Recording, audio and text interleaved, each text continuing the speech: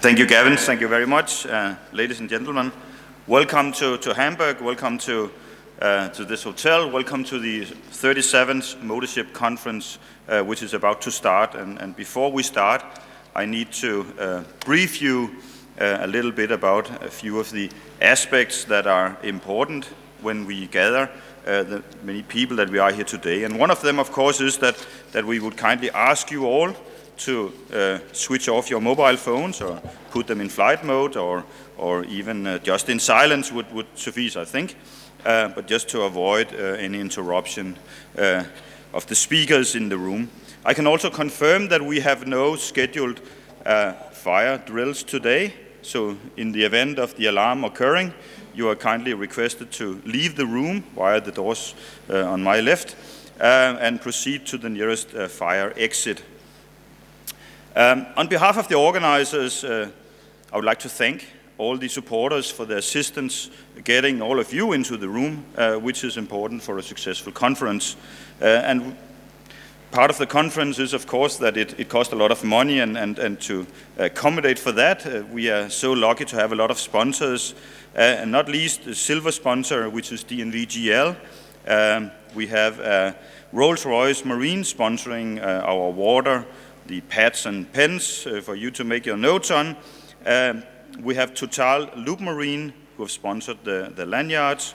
Anglo-Eastern Germany have sponsored the delegate badges, and Siemens have been so helpful in providing funds for producing the conference handbook and proceedings for download later on. You've also noticed out here in the coffee area that there's a lot of exhibition going on. We have DNV, WAF Instrument, Kittiwake, Kral, Agrometro, Techno Veritas, DuPont, CM Technologies, TSI, Insatec, EMIS, and they're all exhibiting, and you are kindly invited to visit them during the coffee breaks over the next 2 days. Also, when we get to it and you get hungry, lunch will be served in the room just down in the end. It has a fine name, Kleiner and Goldener Festsaal, and nobody would know where that is other than it's through the doors down there. Another important aspect is the event tonight, the conference dinner that takes place at the Hafenblick restaurant in the Fischer House from 7:30. There are a coach, I've been told, and seats have been booked for that coach. It's actually almost overbooked at this point. So if you haven't reserved your seat in the bus, you should definitely talk to the organizers to see what then could be done to get you to the restaurant, because there should be very limited seats, if at all any, at this point. And with that, I think we should also mention that there will be live tweets from the conference available on the Motorship website. Gavin will do that throughout the day. He's down there, and actually he's powered up, and hopefully he will not completely compromise everybody in the room, but that remains to be seen. Now let's have a look at what we are going to do in the next few days. I need to switch this one on. This works. Because first of all, we're going to have a look at the ECA implications. ECA came into force very recently with the 0.1% sulfur, and we will hear and discuss a bit how that has been turning out. And what to look out for when you are compliant with fuel switching. We'll look at engine aspects for Tier 3, efficiency and alternative fuels. There will also be a session on technology to improve operational efficiency. We'll look at performance monitoring, which is important to actually document what you're doing.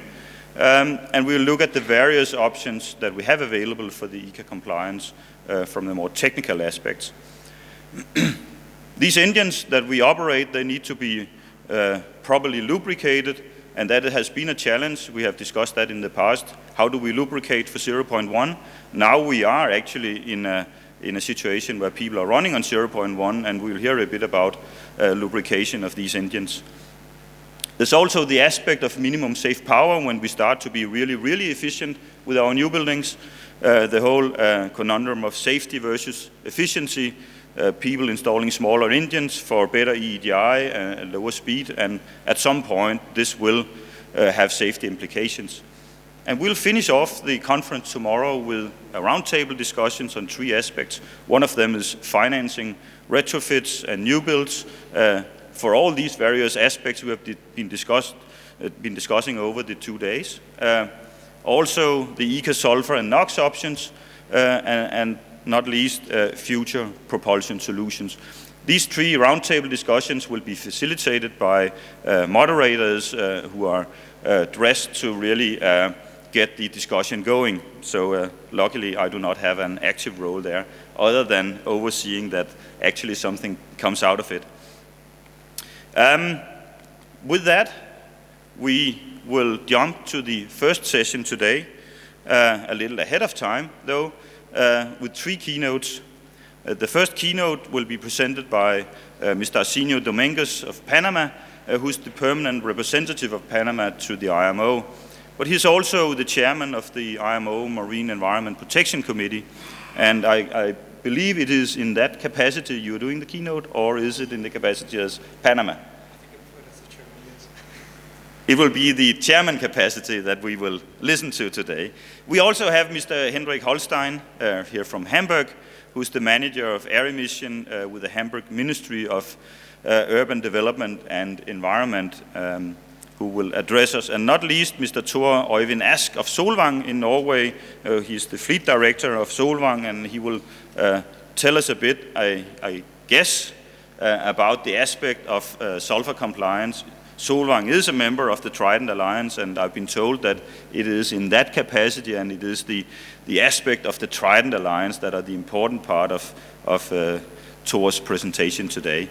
And without further ado, you have in your conference book a very nice bio of Mr. Dominguez, but actually he doesn't need to be presented very much because he's a well-known face in the shipping circle. Arsenio, will you please take the stand?